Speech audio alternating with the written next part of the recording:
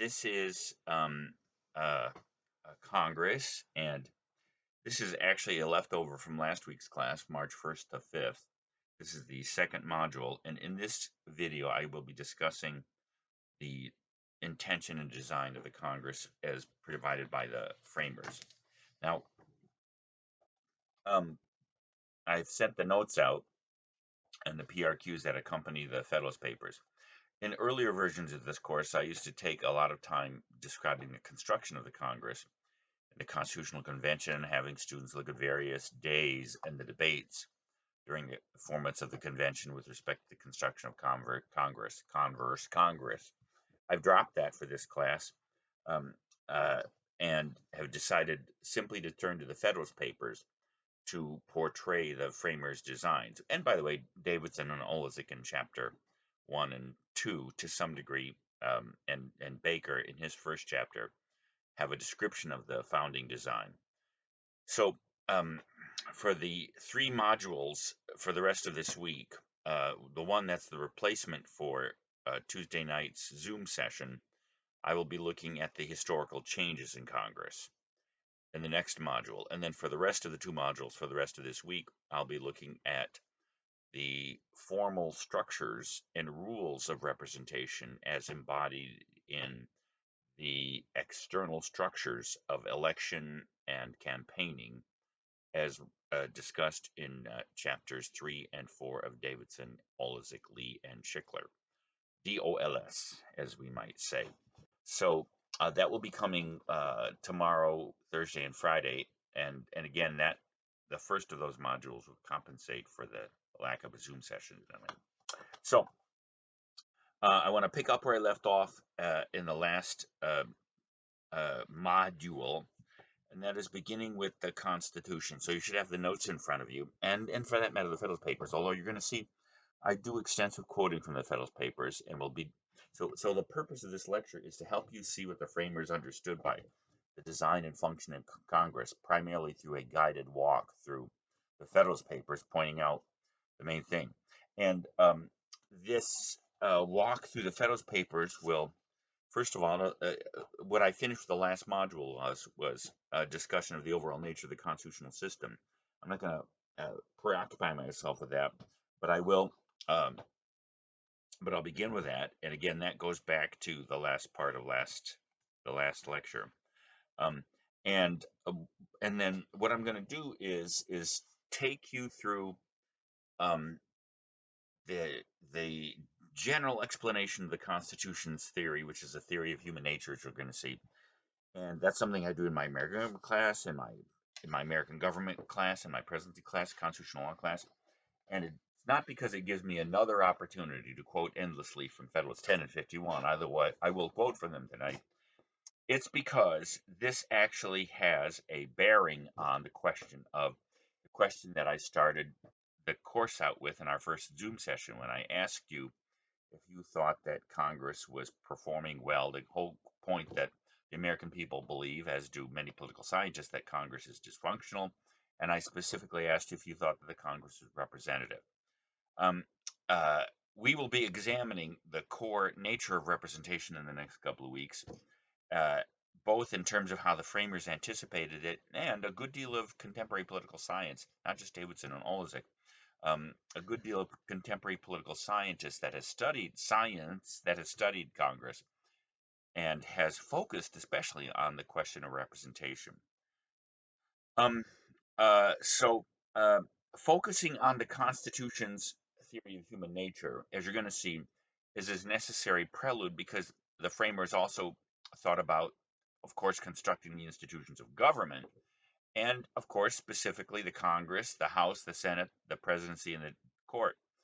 And it's their understanding of human nature and the motivations that drive people into politics that in some ways forms the kind of sober horizon for their understanding of how the institutions would work.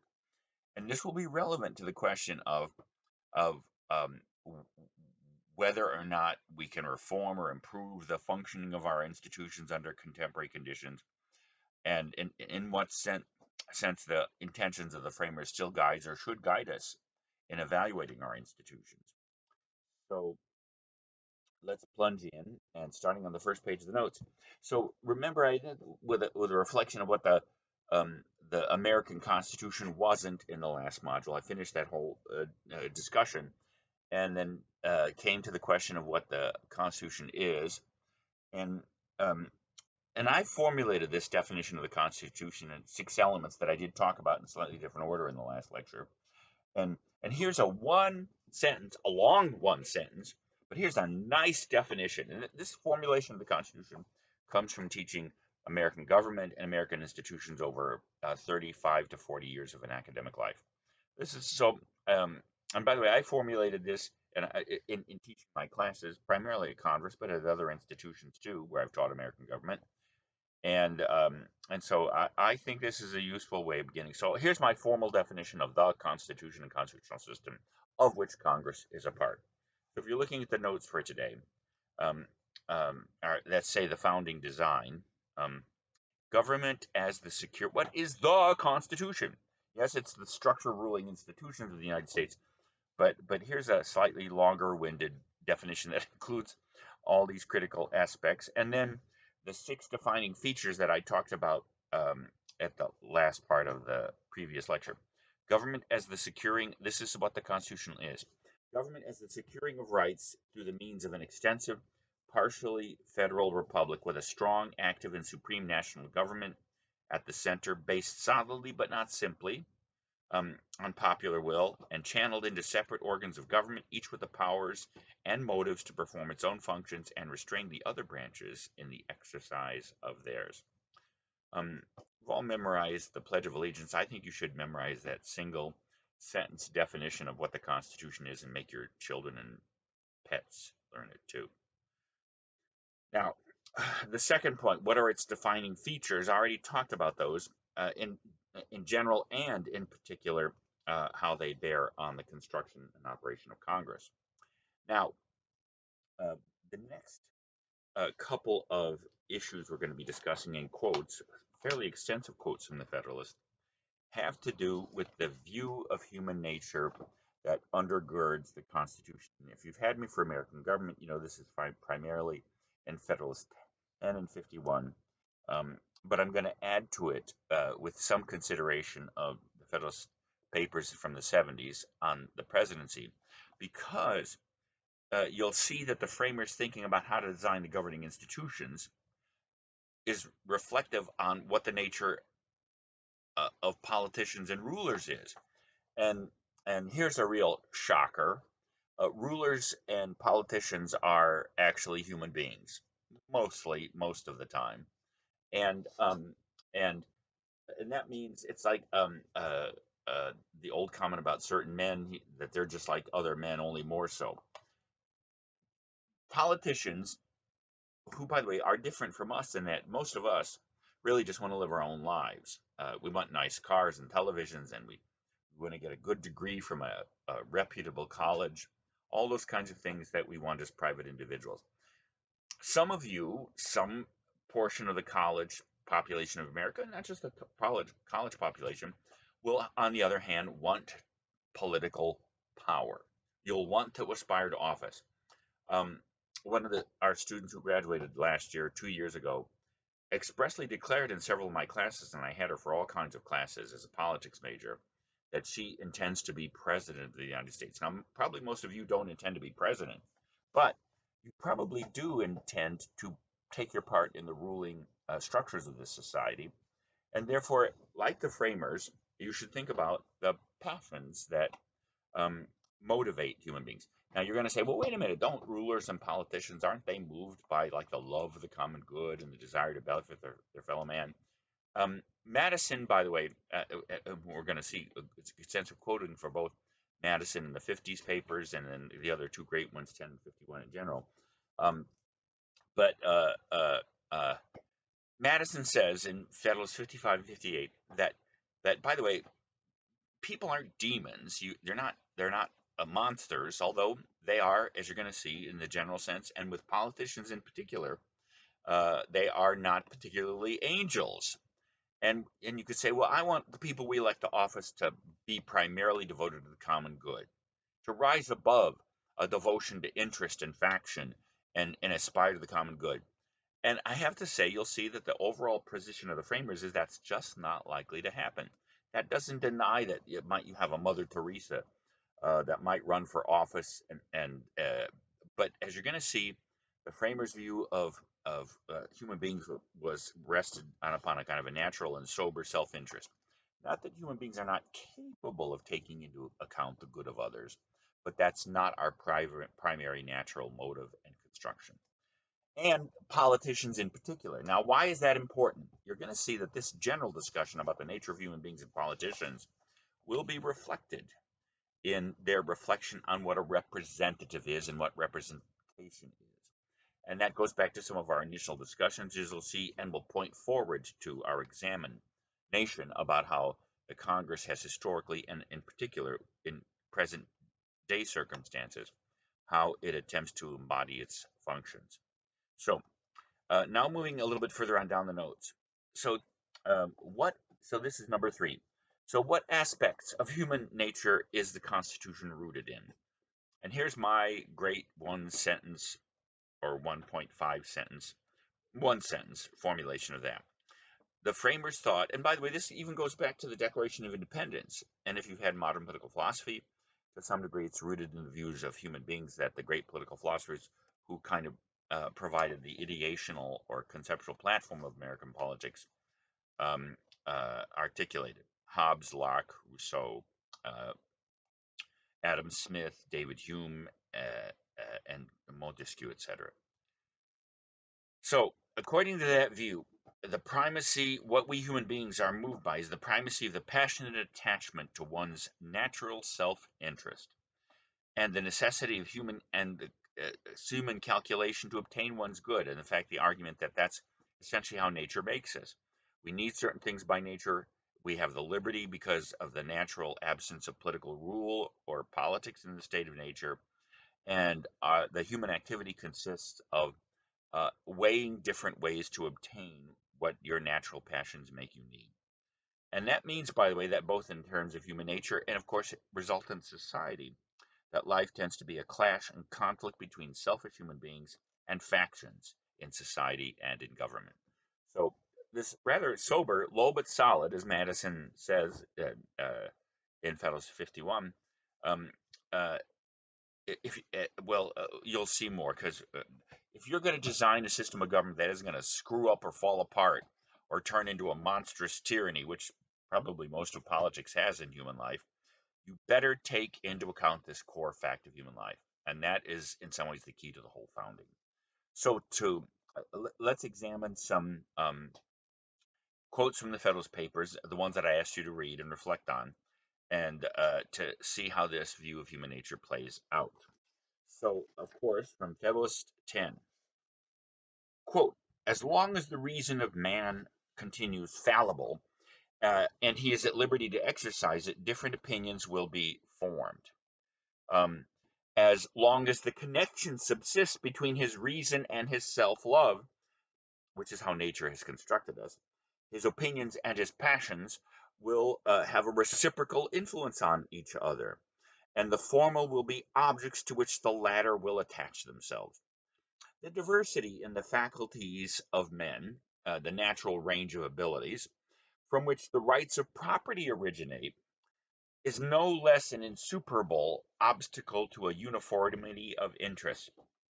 If you've read Federalist 10, you know that he deals with the problem of faction, which comes from human selfishness and human nature. People form factions because the factions are self-interested amplifications of their self-interest in society. Now we're going to see one of the critical things that he's going to discuss in Federalist 10 and in the other papers on the House is how do you get people elected to a legislature who are essentially self-interested and moved by self-interest, representing self-interested factions to generate the common good. What I'm calling the founder's design, and especially and I will use this term uh, tonight and throughout the course, what I call my designation for the founders' understanding of Congress is the Madisonian Legislature. And you will see what that means is the Madisonian Legislature is, which is based upon Madisonian human beings, is the legislature that tries to formulate the common good by having self-interested members of Congress reflecting self-interested factions uh, compete and channel that self-interest into something looking like the common good. And something looking like the common good may be about as good as you can come in politics in which you have faulted human beings. So the protection of these faculties, and by the way, so why can't, as he says in the first part of Federal 10, well, you could solve the problem of faction by either giving everybody the same passion, interest, and opinion, or by depriving them of natural liberty. And ultimately, these come out to be the same thing. So why can't you? Why? By the way, the reason you can't take away people's liberty is that destroys their nature, and you can't have government destroying human beings. If nature makes us wanting liberty, to solve the problem of generating the common good, you can't turn people into robots. Um, um, but then giving everyone the same passion, opinion, and interest. Why not do that? First of all, Madison says that's the same thing as taking away their liberty, and it's just as utopian.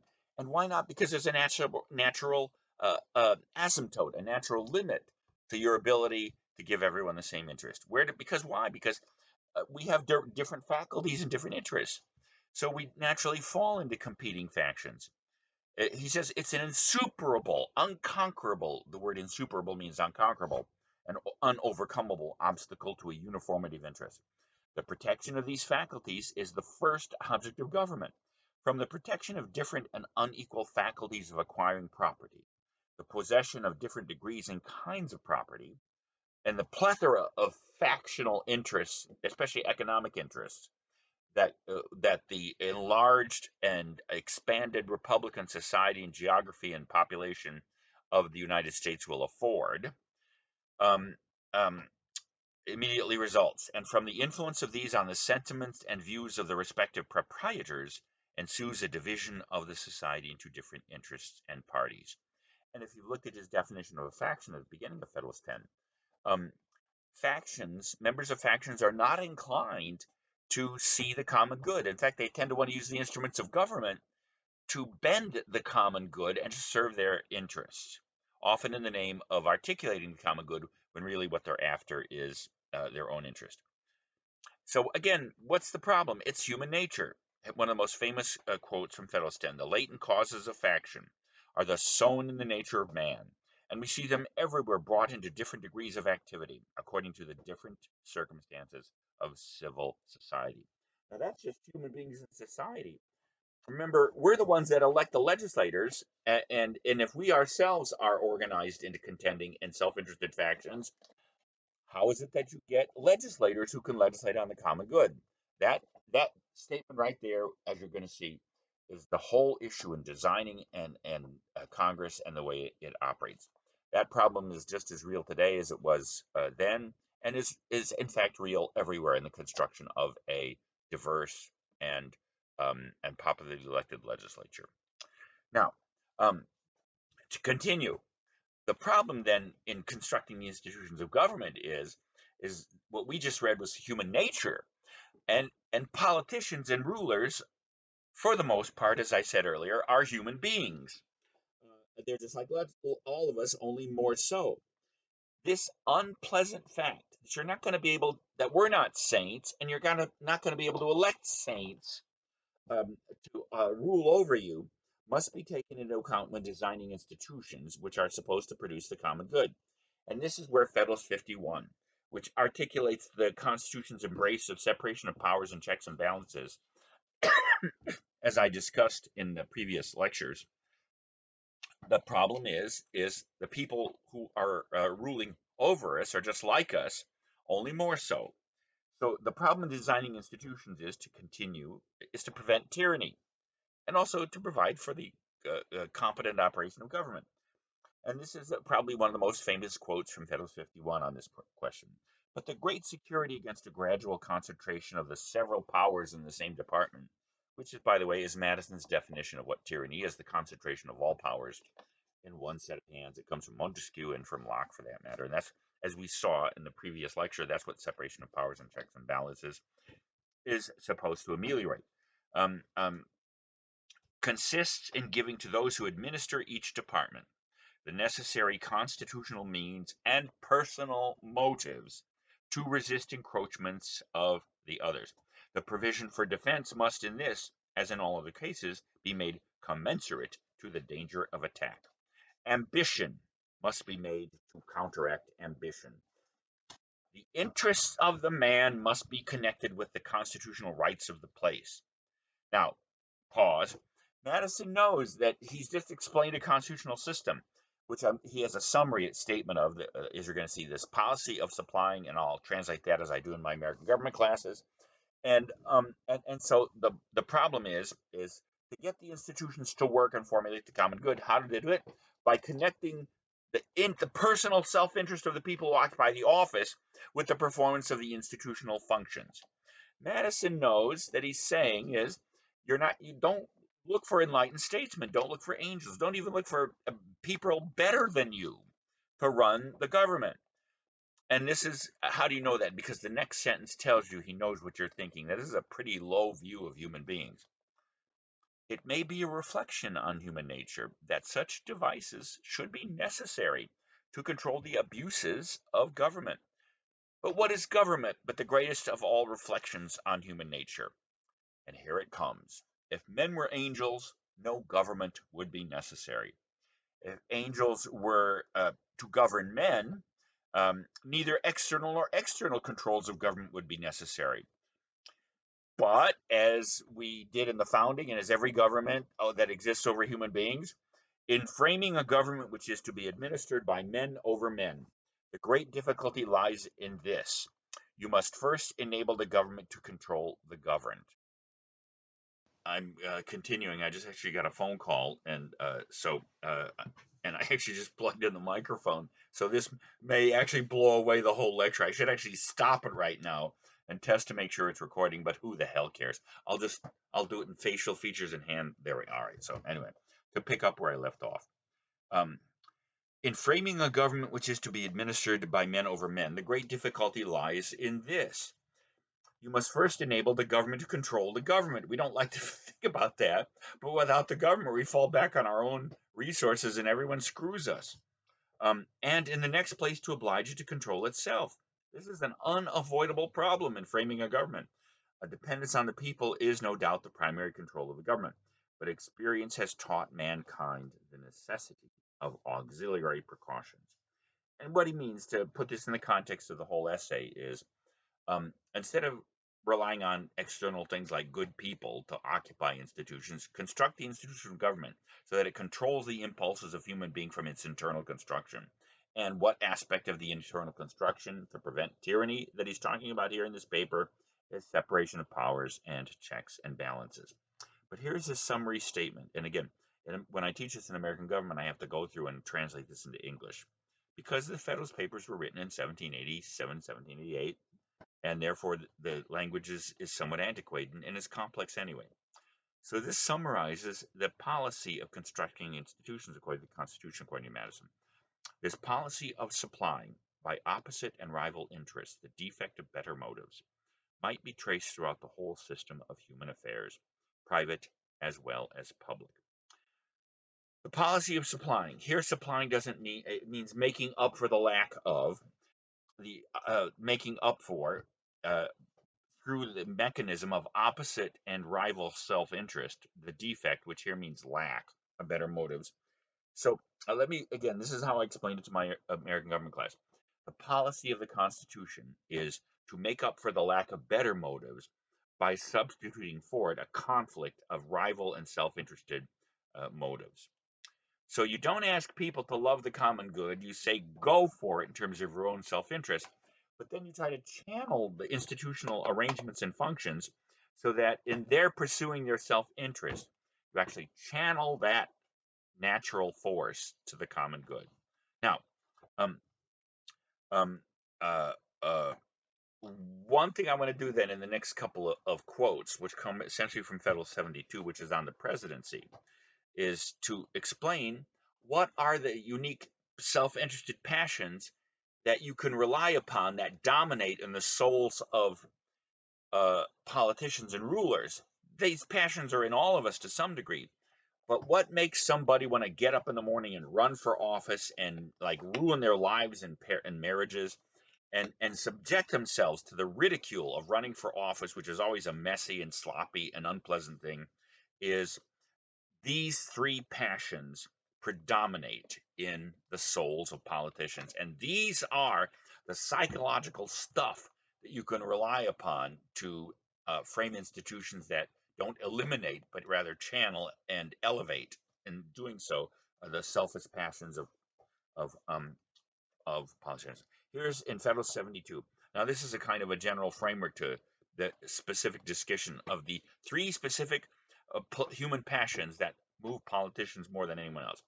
Quote, now this is the general introduction. One ill effect of the exclusion, that is to say, what he's talking about here is the infinite re-eligibility of the presidency, of the president, which was part of the original Constitution. The 22nd Amendment changed that and limited the president to 2 terms.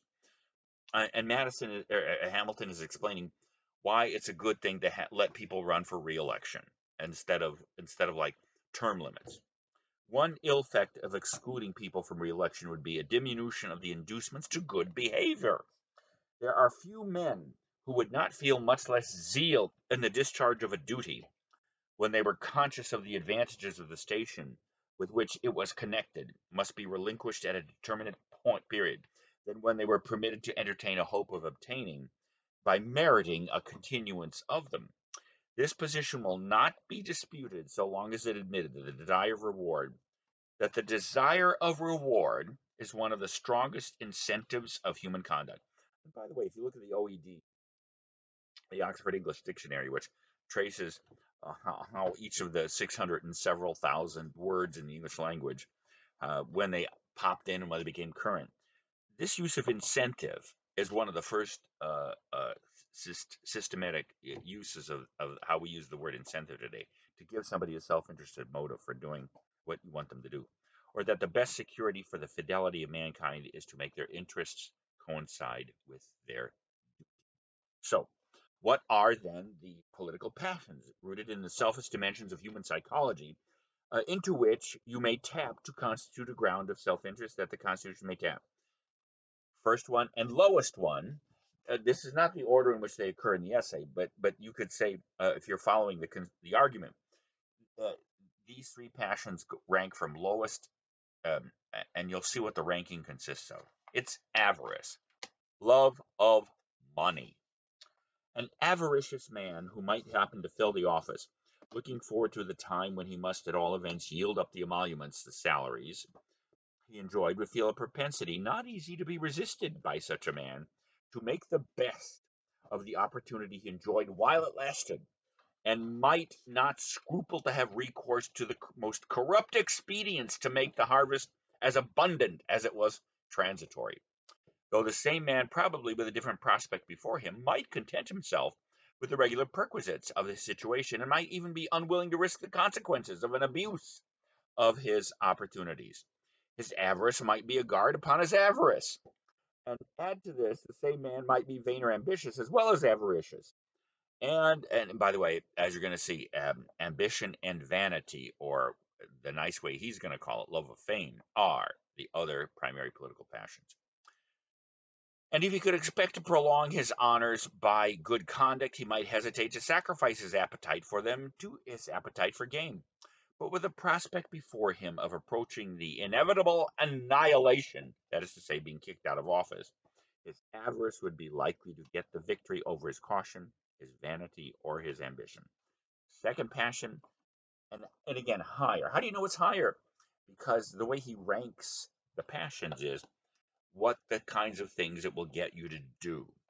And ambition, which is the love of power, and the love of fame, vanity, which is the love of fame. His argument is these passions actually, ambition will get you to do more than avarice, although avarice gets people to do a lot, by the way. But love of power, to get power, will actually get you to do more extensive things. And then, as you're going to see, the nice things he says about vanity and the love of fame. An ambitious man, too, when found himself seated on the summit of his country's honors, when he looked forward to the time at which he must descend from the exalted eminence forever, and reflected that no exertion of merit on his part could save him from the unwelcome reverse. Does that sound like anybody you know in recent American politics? Such a man in such a situation would be more violently tempted to embrace a favorable conjunction for attempting the prolongation of his power at every personal hazard than if he had the probability of answering the same end by doing his duty. Now, I'm not talking necessarily about Mr. T here, although probably that was the individual you were thinking of. But Madison or Hamilton means here everybody that wants power doesn't want to let go of it, and they'll often try to hold on to it, and especially the extensive power of the executive office in modern constitutions has been, in fact, the main temptation to overthrow the constitutional order. Just ask Mr. Xi or Mr. Putin. Again, discussing Mr. T in our circumstances gets you immediately involved in acrimonious controversy. Now, what's the last and highest passion? Listen to this very interesting language. Um, Even the love of fame, the ruling passion of the noblest minds, which would prompt a man to plan and undertake extensive and arduous enterprises for the public benefit, requiring considerable time to mature and perfect them, if he could flatter himself with the prospect of being allowed to finish what he had begun, would, on the contrary, deter him from the undertaking when he foresaw that he must quit the scene before he could accomplish the work, and must commit that, together with his own reputation, to hands which might be unequal or unfriendly to the task. The most to be expected from the generosity of men in such a situation is the negative merit of not doing harm instead of the positive merit of doing good. Let's be clear, he's talking about the presidency here. And that means if you want to do great things, you got to be in office a long time to accomplish them, because great things in politics require lots of effort and time. And when the time comes for you to give up your power, you don't want to turn it over to somebody that's going to be hostile to or indifferent to your efforts. President Obama did not want to give up power to President Trump, and President Trump did not want to give up power to President Biden. And the same thing will be happening on and on and on. So, um, that forms a general template for the problem of designing institutions and attracting people into them who will perform their functions well. Now, um, the second thing I want to move in the direction of is, as we move closer and closer to the actual construction of Congress, has to do with defending the Republican and federal nature of the Constitution, because you're going to see the specific definition of what representation is and the preferability. Sorry about the burping, but I'm a human being sometimes. Um, um, the um, uh, the general problem of getting representatives who will represent the people who elect them is in some ways part of the general advantages of Republican government. Now, to see what representative government is and what representation is, you not only have to see it in terms of the structures that generate it, in terms of the rules for elections and et cetera, that we'll be examining more specifically in a couple of minutes, but also throughout the next couple of weeks. But uh, this is part of an argument for the superiority of Republican, which is to say representative government. In Federalist 10, by the way, which sets the more general template for this discussion, we want popular government, which Madison is going to discuss here in Federalist 39, one of the critical Federalist papers besides 1051 and the other specific ones from Hamilton and Madison.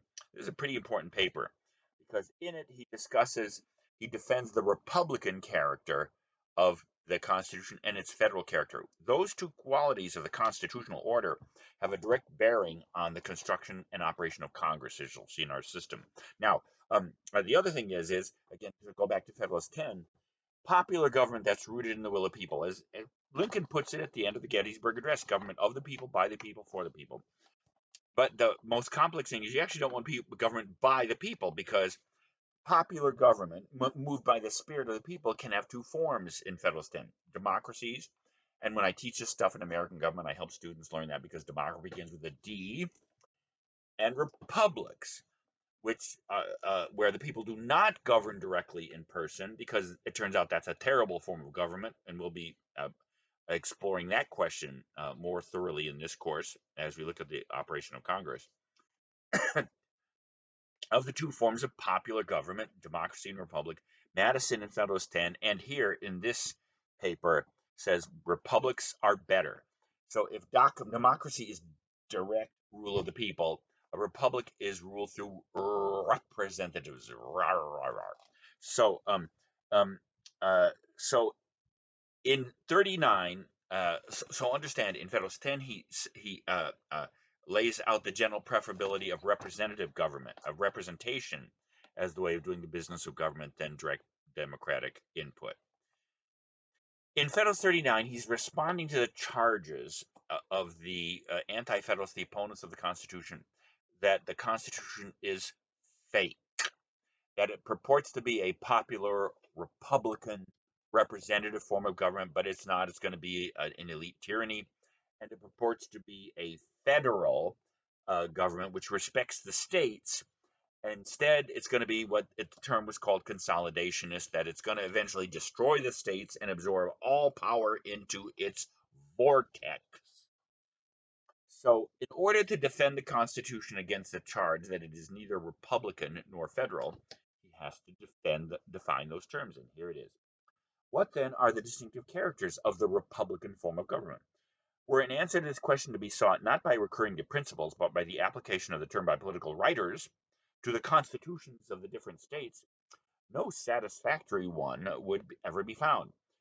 What Madison is telling you is why you need political science professors. Um, and actually, he goes through different governments. I'm going to skip over that part and go to the next paragraph, where he's looking for the general definition, because some states and countries that have called themselves republics seem to have completely departed from this, or there's no inconsistent example. So Madison, as a theoretical thinker and as a proto-political science professor, is going to look for the general definition of Republican government. Here it comes. If we resort for a criterion to the different principles on which different forms of government are established, we may define a republic as to be, or at least may bestow the name on, a government which derives all its powers directly or indirectly from the great body of the people and is administered. So, by the way, and as in our last lecture or the last couple of lectures, I took you through how the Constitution, which is not a mixed regime, and how the Congress is a purely Republican or popular, because uh, uh, all offices in the Constitution, including the Constitution itself, through the preamble, "We the people," derive the authority to govern through the consent of the people.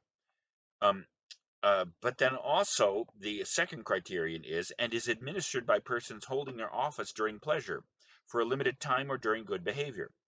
It is essential to such a government that it be derived from the great body of the society, not from a considerable or favored class, like the House of Lords. Remember, the British Parliament, the bicameral parliament of the British nation, is not a Republican institution. The House of Lords is not elected by the people, they're not elected at all. Um, they are drawn from the upper echelons of the Church of English, the bishops, and from the noble and titled nobility, which essentially means granted a royal title. But again, it's not a Republican institution. Madison is saying that all the institutions in the Constitution are, in fact, by definition, Republican, including, of course, both houses of Congress. Um, Otherwise, a handful of tyrannical nobles, blah blah blah blah. Now, that's so it's necessary that all institutions derive their power and membership from the great body of the people. It is sufficient for such a government that the persons administering it be appointed either directly or indirectly, hence the House directly, Senate originally indirectly, now directly, President indirectly, sort of direct, indirectly, now sort of direct electricity through the Electoral College, and the Supreme Court indirectly by the people, and that they hold their appointment by either the tenures just specified. Otherwise, every government in the United States, as well as every other popular government that has been or can be well organized, would be degraded from the Republican character. Um, so, what he does in the rest of this paper, I'm going to skip over some of it. He takes this test then and tests all of the institutions of the proposed Constitution, and finds that they do indeed meet this criterion. So you can follow the rest of that argument as he delineates it. Now, The other thing that forms the background of the Congress, especially its bicameral character. Remember, the reason the British Parliament is bicameral is because it's a mixed regime. There's a popular element and a non-popular aristocratic element. But again, from what we just said, all institutions in the Constitution are popular or derived from the great body of the people and can be drawn from, again, even from the whole of the human race. Remember, the only institution in the Constitution where if you're born anywhere else on this planet, you can't serve is because of the presidency, because you have to be a native-born American. At any rate, the second thing that explains the construction of the Congress is the complexity of the union of the American people versus the union of the semi-sovereign states. This complexity is a result of the Great Compromise resulting on July 16, 1787 in the Constitutional Convention. Our Constitution between this, if you've had American government, you know about this, but also if you just had American history, you know that there was a conflict between the large states represented by the Virginia Plan that wanted to scrap the Articles and completely replace it with a proportional national legislature and government, and the small states represented in the New Jersey Plan, which wanted to keep the confederal and equal power of the states in the Confederal Union. Well, it turns out, like certs, which is both a breath mint and a candy mint, how do they do it? Our union is actually two different unions uh, soldered onto each other. Our constitutional union blends two different unions, the union of the American people as individual Americans, represented in the House of Representatives proportionately, and that by the way, the we the people of the preamble, versus the confederal union of once sovereign, now semi-sovereign states. The House embodies the first, the Senate embodies the second, and that will explain a lot of how the Senate is constructed. Now, as I pointed out in several earlier discussions, and we'll come back to this complex element nature of the American Union, that it's actually two different kinds of unions blended into one, has become controversial again, primarily through the question of the senatorial overrepresentation of the individuals in the smaller, more rural states. What justifies that is that we do not simply have one man, one vote is the way, or one person, one vote, as the Supreme Court formulated it in the great reapportionment cases. We have one part of our union where individual Americans are represented in the mass of the American people. And again, that's the House, which is elected directly by the people and proportionately by the people in the states, as opposed to the Senate, which was originally elected by the state legislatures, now the people of each state. But the point is, it's not the people who are represented, it's the state. And this points to the fact that our national government is not a complete national government. As Madison says, it's really an incomplete national government with significant portions of our national life and politics reserved to semi-sovereign states. So we will come back to that question some. Now, the third thing that forms the constitutional general background, aside from the nature of passions, the complexity of the union, and is the demands of good government. And one of the best statements about why a representational government, why a republic is better than a democracy, is from Federalist 71. Public opinion, which is the sort of will of the people formulated and measured by things like polls and mobs and to some degree direct elections. Public opinion is like a raw resource or energy, which in its form cannot be used for human purposes, and in fact is unsuitable for use. Now, here's the great irony of the Constitution. Representative, it has to be rooted in public opinion, but there has to be something that produces government other than the raw measurement of public opinion. Again, this goes back to Federalist 10 and the great critique of um, uh, raw public opinion, direct rule of the people, democracy. But this is a fine statement. There are those, he says, this is Hamilton in Federalist 71. There are some who would be inclined to regard the servile pliancy of the executive to prevailing current, servile pliancy, slavish flexibility of the executive to the president in this case, but as you're going to see, this applies to Congress too, to a prevailing current, even in the community or in the legislature, as its best recommendation. But such men entertain very crude notions as well of the purposes for which government is instituted as of the true means by which the public happiness may be promoted. The Republican principle demands that the deliberate, not the raw or public opinion polling sense of the people dominate the policy formation operations of the government, but that the deliberate sense of the community should govern the conduct of those to whom they entrust the management of their affairs. But it does not require an unqualified complaisance to every sudden breeze of passion or to every transient impulse which the people may receive from the arts of men who flatter their prejudices to betray their interests. It is a common, just observation that the people commonly intend the public good. This applies to the very errors. So by the way, if you read the rest of this selection, what Hamilton is saying is, and this, of course, Madison and Hamilton agree 100% on this, is um, you don't want government to run by public opinion polling. It has to be rooted in public opinion, but ultimately the institutional arrangements of the Constitution have to transform or purify or refine uh, through institutional operation and deliberation and elections, raw public opinion into the something that looks like the reflective common good. All right. So uh, let's now begin to focus more narrowly on the actual constitutional functions of Congress. Um, I want to go back to Federalist 10 and then recover the general understanding of representation as the foundation of Republican, not Democratic government. Remember, we don't have a democracy, except in the very loosest of terms. We have a constitutional republic. And my whole point in this discussion is to help you see how the construction of the Congress plays its role or fits into that larger picture of constitutional republicanism. So, going back to Federalist 10, Madison defines a republic, and I've already alluded to this, by which I mean a government in which the scheme of representation takes place opens a different prospect and promises the cure for which we are seeking. Let us examine the points. The two great points of difference between a democracy and a republic are: first, the delegation of the government in the latter, in a republic, to a small number of citizens elected by the rest. Second, the greater number of citizens in the greater sphere of the country over which the latter may be extended. Um, so the effect of this first difference in not having direct rule of people like in ancient Athens, but rather through elected representatives is, and this term is critical to understanding his point here, and and and taking this through our ensuing discussions about the operation and representational and deliberative and legislative natures of Congress.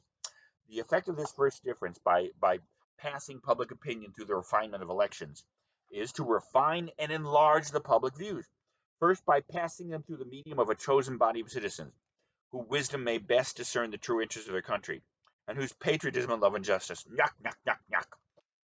will be least likely to sacrifice it. Now, under such a regulation, the public voice pronounced by the representatives, not by public opinion polling or raw public opinion or the will of the people, will be more consonant with the public good. This notion is, and this will be the basis of his discussion of the House's representative function in the 50 papers that we'll turn to in a minute. Um, um, this refinement means that a person that look, if you have representation, then you have to have an election. Somebody has to stand up, a citizen who looks like you and me in the sense that they're a product of private life and immersed in the factional swill of social life and economic life. A citizen stands up, goes through the process of election, and in getting the votes of citizen X and citizen Y and citizen Z, that process of standing for an election already means the consciousness of that person is being transformed into something other than what a private citizen was. An elected representative, by virtue of going through the process of election, has a higher, better, and more developed view of the common good than individual private citizens immersed in their own private experience and attached to their own self-interest. Again, running for election, going through this process doesn't turn you into an angel or a genius, but it does mean that you have had something that the everyday citizen hasn't had, which means you are more qualified to pass legislation, a general principle, as Locke says, for expressing the common good. So, all right. So let's now focus on the actual construction of the House and Senate. And for this, we're going to turn to the actual papers, because the way the Federalist Papers is constructed is after the general defense of the whole order and the necessity of something like the new Constitution and its defense of its general principles, especially in Federalist 10 and 51 and 39. Then in the rest of the Federalist Papers, beginning with Federalist 52, Madison simply goes through the different organs of national government and then takes the charges against them and then defends the proposed constitution and the institution under examination by showing how uh, the design of the institution meets the objections and charges of the opponents, the anti-federalists, the Constitution. So Federalist 52 through 59 is on the House, 60 through 66 is on the Senate, 67 through 77 is on the presidency, 78 through 83 is on the judiciary, 84 has to do with the Bill of Rights, and 85 is the concluding essay. So um, I was going to go into this, but to save time, I'm not. But it is a fascinating thing because Federalist 54, which is one of the papers, I'm a genius, from 52 through 59, Federalist 54 defends the very interesting proposal in the Constitution of the 3/5 clause, uh, by which slaves are counted for purposes of representation. I won't go into it. It's a fascinating thing for a couple of reasons. One, because it shows that most people misunderstand that clause today. Uh, uh, Many critics of the Constitution say it's because the framers considered African Americans to be 3/5 of a human being. That's a total misinterpretation of the clause because, ironically, the people that wanted to count slaves as whole persons for representation were the Southerners who owned African Americans as property. It was the Northerners who wanted not to count slaves at all so that it wouldn't give any constitutional power or more constitutional power to the slaveholding states. So, again, the irony is it was the opponents of slavery who wanted to count slaves for nothing so that the slave owning states would not have more constitutional power. That's a complex issue. And the reason this is also fascinating is in defending this, I'll just say this and summarize it rather than go through and reading it. Madison creates a fictional character to deliver the argument, which he doesn't do in any other paper, neither does Hamilton. This is the only of the 85 Federalist Papers where the author constructs a fictional character to deliver the argument. And who's the fictional character in this paper? A Southern brother, a Southern gentleman, a slave owner. And the other fascinating thing then is if you look at the substantive argument that the Southern brother makes to defend the 3/5 clause, he has the Southern brother admit that the laws of the states have deprived African Americans of their natural rights, which means that Madison certainly was a slave owner, as did Jefferson, who wrote the Declaration, was a slave owner, and Washington, who was the first president. In fact, of the major founders, um, the ones who weren't Southerners, Hamilton, Adams, and Franklin, all were intensely anti-slavery. But of course, the Southerners, including the guy that wrote the Declaration, Jefferson, and the guy that wrote this paper and helped design the Constitution, Madison, um, uh, knew that their social and political arrangements violated the very core principles of the American regime. So rather than take the time to develop that, I'm going to now, but you might want to read that because it is a fascinating thing. I do discuss this in my American government class too. So, and in my American political thought course, when I'm teaching right now, where we're concentrating on the issue of race and the founding and slavery, and the issues of race in American life through the lens of the founding and through de Tocqueville in Democracy in America, we explore this more. But now I want to turn more directly now to the actual construction of the Congress, and in particular, remember Davidson, Olzek, and Lee and Schickler frame their presentation of the Congress in their book, and I use that framing in this course um, to analyze the two Congresses. The Congress as an assembled body of representatives performing the function of representation, and the body of legislators whose business is to make law. Again, we have a tendency to identify those two things. Davidson and Olzek and Polvorty want you to work through this material by seeing that the representative function and the legislative function that we naturally assume are identical are not identical. And as you'll see, as Davidson and Olek's and Lee and Strickler's account unfolds, it turns out that those functions are not identical, but they actually stand in genuine and sharp, often tension with each other. So the paper's on the House. So now we turn to the actual definition of representation, which Madison presents. And we'll see how he provides a general definition and then uses that definition to defend the House against the charge that it will not be representative. Now, note, if you remember from our first Zoom discussion, I asked you if you thought the Congress was representative. And as you see, and he will anticipate this, that discussion quickly turned into whether the Congress looks like the American people, whether the membership of Congress uh, um, uh, uh, uh, is a mirror image of the demographic uh, uh, divisions in the American people. Well, it isn't. It certainly wasn't then, and even now, when you have more women, more minorities, more different diversity, uh, even now, it's not an image of the American people. If it was, 52% of the members of Congress would be women, 13% would be blacks, and only 2% would be Jews. And over almost 50% of the members of Congress are lawyers. Heaven forfend that 50% of the American population would be lawyers. Oi, I'd move to Canada, and if not Canada, then Greenland. All right. So so as you're going to see, uh, uh, in order to defend, so of course, what I'm trying to do in this discussion is to prepare you for examining what the meaning of representation is, so that we can evaluate Congress's embodiment of that function or failure to embody that function. So, uh, in 52, he turns to the House and he provides, as a good debater would, the definition of what the function of representation is.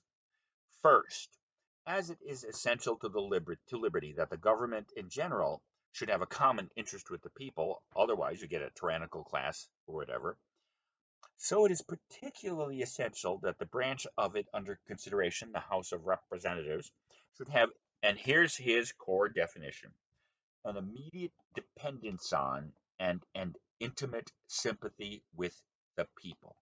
Now, you'll see that quickly devolves into the specific question he's dealing with this paper in the next, which is the frequency of elections of the members of the House, which is another way of saying, is the term too long, so that the members will cease to be represented? That is the charge you're going to see. Of the three major charges he deals with, the first charge by the opponents of the Constitution in the House is that the House would be too the length of term, 2 years, by the way, would be too long to generate representative. But I want to focus on this definition here because there's both a mean to result and a means and an end. Let me read this again. The branch should have an immediate dependence on and intimate sympathy with the people. When I teach this in American government, I have to translate it into English and then rearrange it. Intimate sympathy is the goal. You want a representative to have an intimate sympathy with the people he or she claims to represent. Now, later on in these 50s papers, Madison says, what's the content of that sympathy? And you'll see as a summary statement later. But it's basically the representative has to see, understand, and identify with the interests, passions, and opinions of his or her constituents. There's a substance to what representation is, but there's also a means or an instrument to that, and that is immediate dependence. And by immediate dependence, he means direct election. So he's going to argue the House will embody this function. Why? Because the members who are moved by those self-interested passions that we mentioned before and discussed before, they want election. And indeed, once they get it, they want re-election. And you will see that all these political scientists in the last several decades, when they've turned to study the yuckiness of Congress, guess what moves most members of Congress? Re-election. Madison and the framers planned it that way, and that's exactly how it works. Now, the question we'll ask is that enough to ensure good government? From our initial discussion, it seems that you are skeptical of that proposition. But at least let's make sure you understand the way the institutions are designed. So, to create a body of individuals who are representative of the passions, opinions, and interests of the American people. You must have them directly elected by them uh, uh, and also subject to re-election. So, what are the three specific charges again? The first one, A, and you're following the notes, and this is primarily launched in Federalist 53, that the terms of the members of the House are too long or that elections are too good. Now, he starts this paper with quoting from the wide range of anti-federalist objection to the Constitution like this. I shall here perhaps be reminded of a current observation that when annual elections end, tyranny begins. If it be true, as has often been remarked, that sayings which become proverbial are generally founded in reason, it is not less true that once established, they are often applied to cases where the reason does not extend. People stop being reflective about their habitual opinions. Duh. All right, so now, and that pretty much summarizes, I should say, the objections to the the House of Representatives. And then what he does in the rest of the selection that I quote here is he goes through the different state constitutions. So generally speaking, the people that opposed the Constitution thought that a 2-year term for the representatives would make them cease to be representative. What did they advocate as a replacement? A 1-year term, and that's really what the general opponents wanted. They wanted the term to be modified by making it annual. But he points out that some state legislators have terms as short as 3 months, 4 months, 6 months. But the main objection was that 2 years was too long. In order to retain its representative character, it should have 1-year terms. Now, as you're going to see in these first two charges, he doesn't contest the essential truth of the basis of the charge. And how do you know that? Well, because the House is larger than the Senate. Then it was 65, and the Senate, of course, was 26, 2 times 13. And now it's 435 versus 100. So the House has generally always been about 4 times larger than the Senate. Why? Unless the framers believe that a larger body, I'm sorry, I immediately shifted to size. I meant to say term. A term of a representative is 2 years. Of a senator, it's 6 years. Clearly, the framers thought that having shorter terms, that is to say, sampling the changes in public opinion more frequently through shorter terms and more frequent elections, would make the body more representative. He doesn't refute that or deny the core principle. What he does is moderate it by reminding you of another principle, which is to say, another task of the House. The consideration is to balance a short term with the necessity of knowledge and experience. And this is where he continues, if you're following along with the quote. No man can be a competent legislator who does not add to an upright intention and a sound judgment a certain degree of knowledge of the subjects on which he's to legislate. What Madison is doing is reminding you that the House, has another function: good legislation, competent legislation. And if the term is too short, you could make the term a week. That's absurd, obviously, but or 6 months, which again some state legislatures did and do still.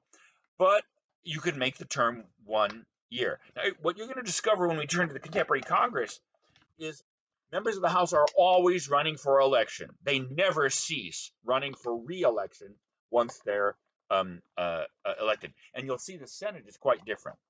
So his argument is not that a shorter term doesn't bring the membership closer to the House, but you need to balance it with another consideration, that the people need to have enough knowledge and experience of what they're doing, or else they're perpetual amateurs.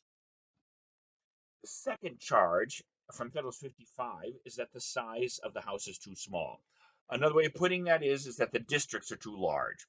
Now, except in the states, the smaller states in terms of population, where the entire state is a district, like Wyoming or North Dakota or Rhode Island, we only actually have one representative and you have 2 senators, although the district of both is the same. So now here's the charge. The number which the House of Representatives consists forms another and very interesting point of view, under which this branch of the federal legislature may be convened. So the critics of the House are saying it's too small to represent. And here's the analogy when I'm teaching this American government that I use. Think of the cell phone around which your lives now operate or revolve.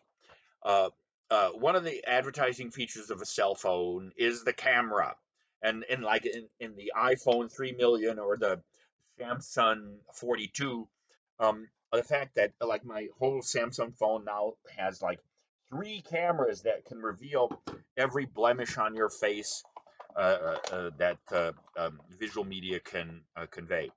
Um, you measure phones by their megapixels, and that means the higher the resolution of pixels that are the data samples, the closer the image is to the original. So it makes sense that you could say, and the framers bought this, that to make this body more reflective of the American people, it should be larger so that the districts are more locally and rooted in individual and local differences. Now, again, he doesn't refute or deny this because, of course, the House is larger, as I mentioned earlier, typically and today 4 times larger. He responds by reminding you that the task of deliberate and good legislation means there's a point where you cross from a large group of human beings into a mob. And the original rule of representation, if you look at the Constitution, was at least one for every 30,000. If we did that, how large? Because we have about 330 million people in the country today, that means that the House would be over 10,000 members. Now, that would be a fine thing to watch if you think it's a mess now. And he has one of the best ways of articulating the balance between a large size to be representative and a small size to remain legislatively deliberative and reflective. But it does not follow that a 6 or 700 would be a proportionally better depository of the people's trust. If we carry on the supposition to 6 or 7,000, the whole reasoning ought to be reversed. The truth is that in all cases, a certain number at least seems to be necessary to secure the benefits of free consultation and discussion, and to guard against too easy a combination for improper purposes. As on the other hand, the number ought at most to be kept within a certain limit in order to avoid the confusion and intemperance of a multitude. And this is one of the great quotes in the Federalist Papers. In all very numerous assemblies, like the 20,000, 25,000 person direct assembly that ruled Athens, of whatever character composed, passion never fails to wrest the scepter from reason. Had every Athenian citizen been a Socrates, every Athenian assembly would still have been a mob. So, as you're going to see, there are profound differences between the House and the Senate, both in length of term and size, that still do affect its operation. So, but we'll come back to this. So, you have to make it large enough to be representative, but small enough to be deliberative, because it has two functions: representation and legislation. And this is true for the House. And then the third charge, represented in Federals 55 through 58. The members of the House will draw from an unrepresentative elite. That is to say, that the membership of the Congress will not look like the American people. The third charge against the House is that it will be taken, this is from Federalist 57, from the class of citizens which will have the least sympathy with the mass of the people and will be most likely to aim at an ambitious sacrifice of the many to the aggrandizement of the few. Of all the objections which have been framed against the federal Constitution, this is perhaps the most extraordinary. Whilst the objection is itself leveled against a pretended oligarchy, the principle of it strikes the very root of Republican government. And you're going to see his response to this charge is different from the first two. In charge 1 and 2, Madison does not question the fundamental premise of the charges. An elected body with a shorter term and larger will be more representative. But he balances those principles with another principle, which is the necessity of knowledge, experience, and deliberation to the legislative function. But this is so important, I even bolded it. But in this charge, Madison disputes the very premise. Virtual representation, the idea that the composition of the membership of the House must look like the demographic composition of the American people. Madison argues this is false, and a mirror-like composition is not only impossible, it's not necessary for the House to embody the representative function. So, by the way, if Madison had been sitting in our class in the initial Zoom session, he would have said, you guys have the wrong understanding of what makes a body representative, because you were in fact advocating for something like virtual representation.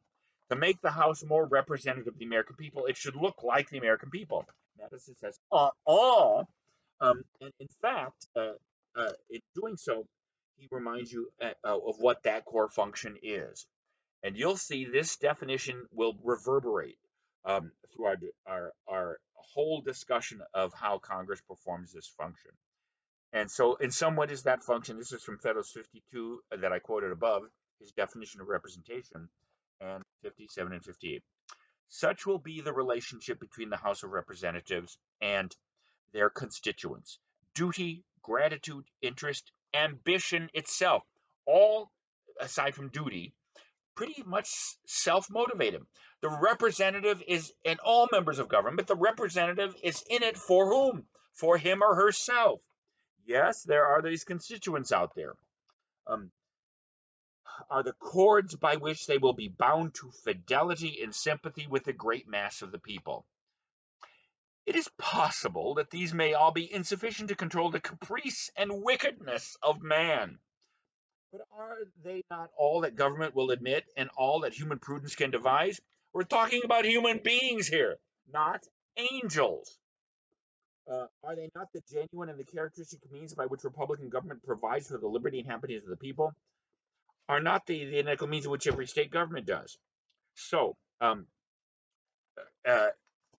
to sum this up, to make a body of elected individuals representative of the people who elect them, which is to say, to make them take into account the opinions, passion, and interests of the constituents of the people, you have to craft their self-interest in such a way so that it bends back to that.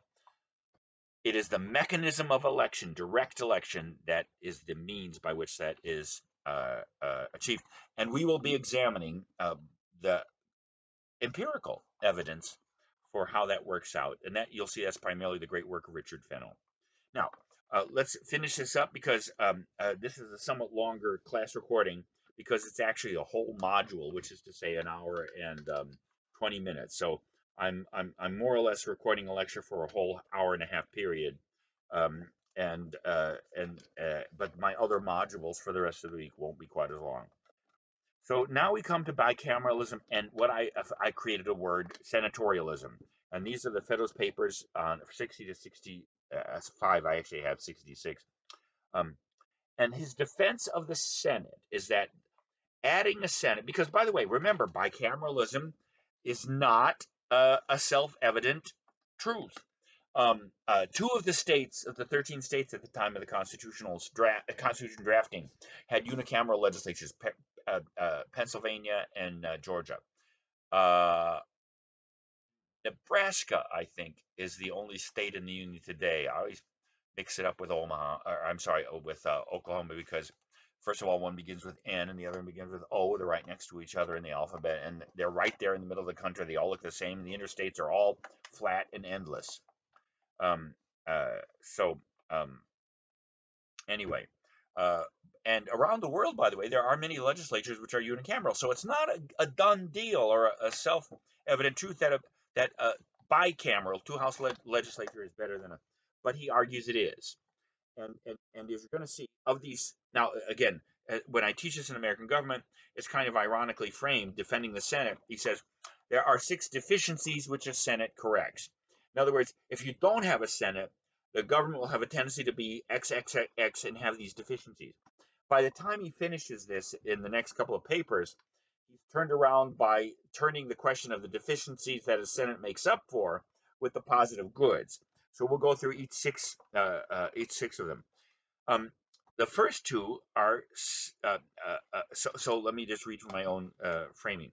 A Senate corrects 6 deficiencies, or rather, and by the way, don't forget the National Congress under the Articles of Confederation was also a unicameral legislature, as was the proposal in the New Jersey plan. A Senate corrects 6 deficiencies, or more accurately, as you'll see, adds 6 positive qualities that a single numerous representative legislature might lack. The first 2 are simply bicameralism.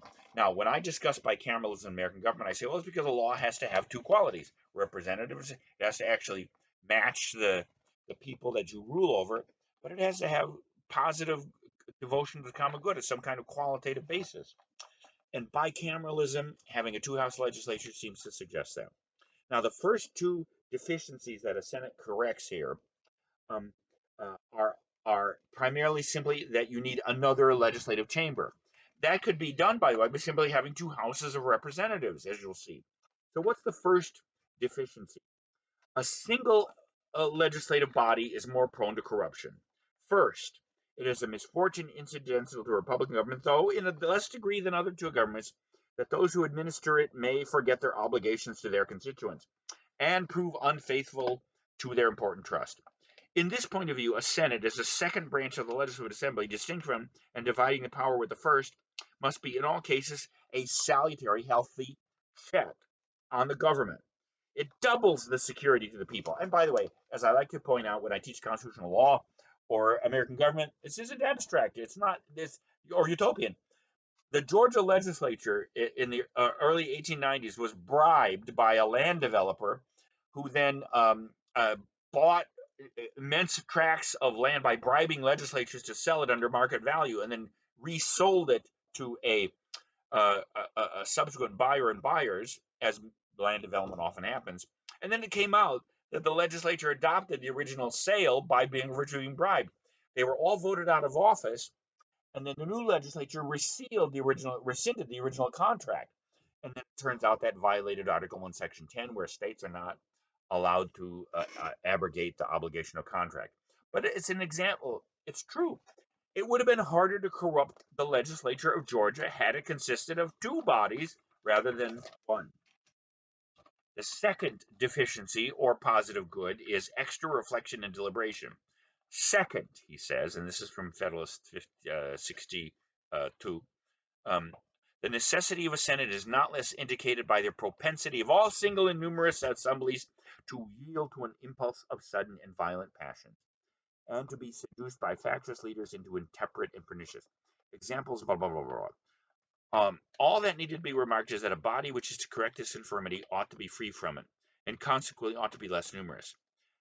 So not just having a two-house legislature and forcing the legislative process to go through two legislative bodies makes increases the likelihood that the laws passed will be more reflective and generally reflective of the common good.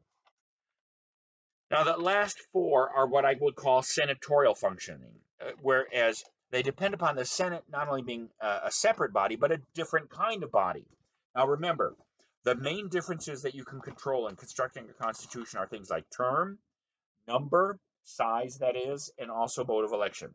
Originally, the Senate was quite different from the House because they were elected by the state legislatures through indirect election. The 17th Amendment made them now, and we're going to see how that affected the historical development of the contemporary Congress.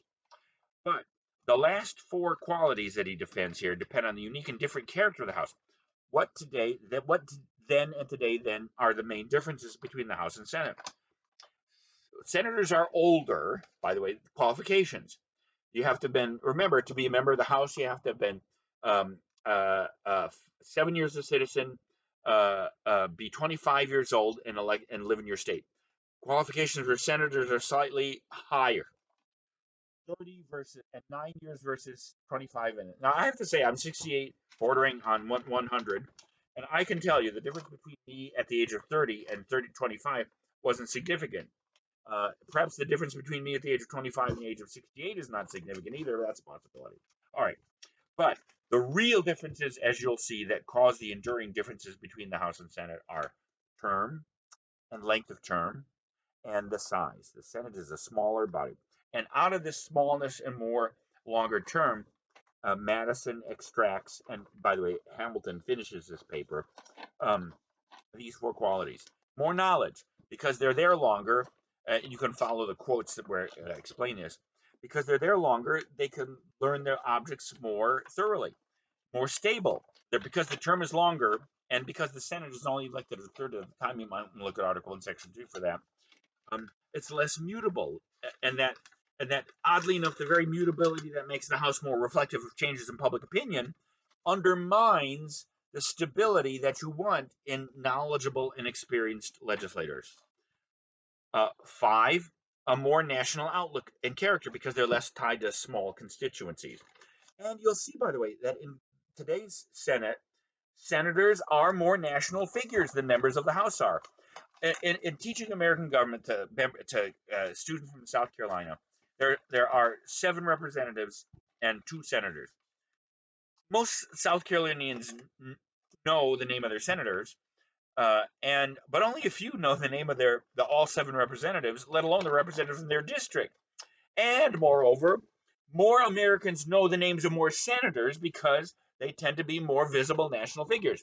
And it turns out the Senate does have a more national outlook because it's less tied to the local specific interests of the district. Just compare the 4th congressional district, which includes Spartanburg and Greenville, to the size of the whole state. And then the last one, and by the way, the 6th one, which he admits is kind of paradoxical. I add as a 6th defect or a 6th thing, which a smaller, more reflective Senate combines, the lack in some cases of a due responsibility to government. This remark will appear paradoxical because he's just defended the idea in the House that direct and frequent election makes you more responsible to the people. Here, it's a complex point because there are fewer senators. Um, he means each senator has more of a direct and personal responsibility for the national good. If you consider national policy making like a pie graph, in the House, that pie is divided up between 435 slices. Each slice is much smaller, and again, they're tied to their local district. Yes, it's true that in the House there are powerful positions like committee chairs, as you'll see, and the Speaker, etc., and the other party officials. But each senator has more of a direct influence on the national good and therefore is more reflective. So there you have the design of the Congress, a bicameral institution which is part of a larger constitutional design of Republican government and which tries to root government in direct and raw public will, but through a process of institutional arrangement, produce a greater attentive to the common good. Um, and moreover, the last thing that he discusses in 64, 65, and 66 are the Senate's unique powers. Because the Senate, don't forget, also ratifies presidential appointments of the upper levels of the executive branch and of the judiciary. The Senate also is a participant in foreign affairs and ratifying treaties, and also has a different role in impeachment. In each of those 3 senatorial functions, Madison and Hamilton defend, and Jay, by the way, who wrote Federal 64, defend the Senate's unique powers on the basis of the unique character of the Senate. So that is a broad description of what, again, the term I'm going to use is the Madisonian Legislature, and what that term means more you'll see as our discussions unfold in this class. But there is the design of the Congress as the framers intended it, explained it in the Federalist Papers, and as it existed as part of the constitutional founding.